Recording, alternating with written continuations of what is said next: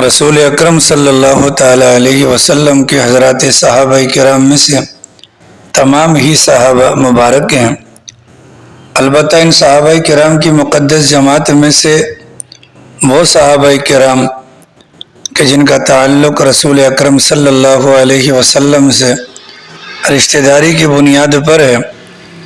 ان کے کیا ہی کہنے۔ ان مبارک صحابہ کرام میں سے جن کی سرکار سے رشتہ داریاں بھی بنتی ہیں، ان میں سے ایک نام سیدنا امیر معاویہ رضی اللہ عنہ کا بھی آتا ہے۔ حضرت امیر معاویہ رضی اللہ تعالی عنہ کی پیدائش عرب کے مشہور خاندان قریش کے اندر ہوتی ہے، اور سرکار دو عالم صلی اللہ علیہ وسلم کی بعثت مبارک سے 5 سال پہلے کا زمانہ ہے۔ قبیلہ قریش کے خاندان بنو امیہ سے آپ کا تعلق ہے، اور بنو امیہ کا خاندان عرب کے اندر نسب، حسب اور منصب کے اعتبار سے بنو ہاشم کے بعد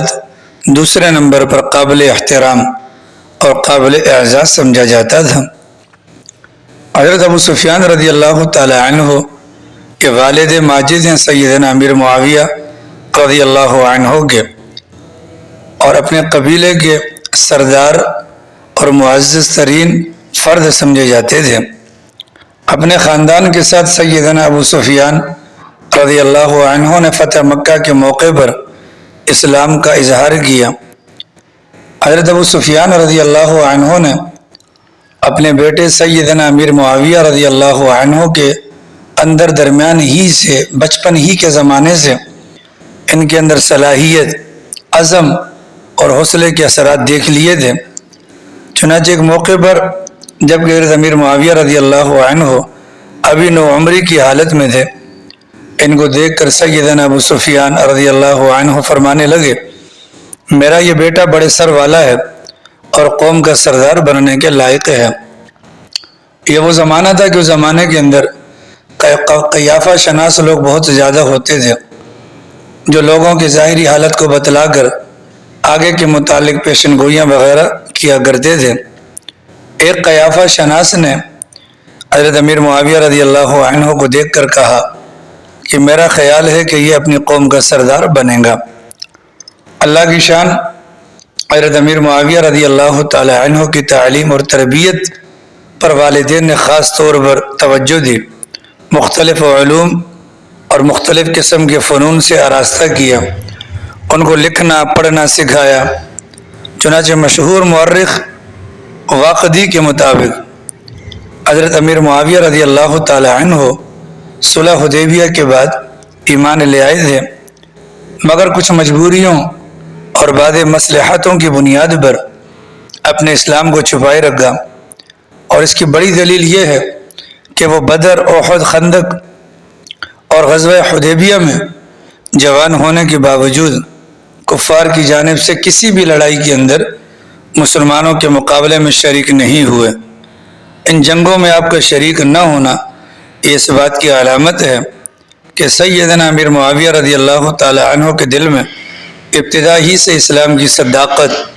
اسلام کی سچائی اور اسلام کی محبت بیٹھ چکی تھی۔ حضرت امیر معاویہ رضی اللہ تعالی عنہ کو اللہ تعالیٰ نے ظاہری حسن و جمال کے ساتھ ساتھ آپ کی سیرت کو بے شمار خوبیوں سے بھی نوازا تھا۔ چنانچہ ایک بہترین عادل اور منصف حکمران کے سارے اوصاف، سارے کمالات اللہ تعالیٰ نے آپ کی ذات مبارک کے اندر جمع فرما دیے تھے۔ حضرت امیر معاویہ رضی اللہ عنہ کے متعلق سیدنا عمر بن خطاب رضی اللہ عنہ فرمایا کرتے تھے کہ تم لوگ قیصر و کسریٰ کی عقل مندی اور سیاست کی تعریف کرتے ہو، حالانکہ امیر معاویہ ان کے مقابلے میں یا ان سے بڑھ کر تمہارے درمیان موجود ہیں۔ حضرت امیر معاویہ رضی اللہ تعالی عنہ عالم اسلام کی ان چند گنی چنی ہستیوں میں سے ایک ہیں جن کے احسانات کا یہ امت کبھی بھی بدلہ نہیں دے سکتی۔ حضرت کو کاتب وحی ہونے کا شرف بھی حاصل ہے۔ آپ اسلامی دنیا کے وہ مظلوم انسان ہیں کہ جن کی ذاتی خوبی اور کمالات کو چھپانے کی کوشش کی گئی۔ آپ پر ایسے بے بنیاد الزامات لگائے گئے جن کی وجہ سے آپ کا وہ حسین ذاتی کردار عام عوام الناس کی نظروں سے اوجھل ہو گیا، اور وہ اللہ کے نبی علیہ الصلاۃ والسلام کی صحبت کی وجہ سے جو خوبیاں پیدا ہوئی تھیں ان کو بھی لوگوں کی نظروں سے دور رکھا گیا۔ آج دنیا ان کو حضرت علی کے مقابلے میں جنگ صفین کے قائد کی حیثیت سے جانتی ہے، جبکہ اللہ کے نبی علیہ السلام نے حضرت امیر معاویہ کی امانت، دیانت، احساس ذمہ داری، کتابت وحی اور دوسری صفات کی وجہ سے ان کے لیے دعا فرمائی تھی، اے اللہ معاویہ کو ہدایت کرنے والا اور ہدایت پانے والا اور اس کے ذریعے سے ہدایت عطا فرما۔ حضرت امیر معاویہ رضی اللہ تعالی عنہ بہت بڑے درجے کے صحابی تھے۔ اللہ تعالیٰ ان کی قبر پر کروڑوں رحمتیں نازل فرمائے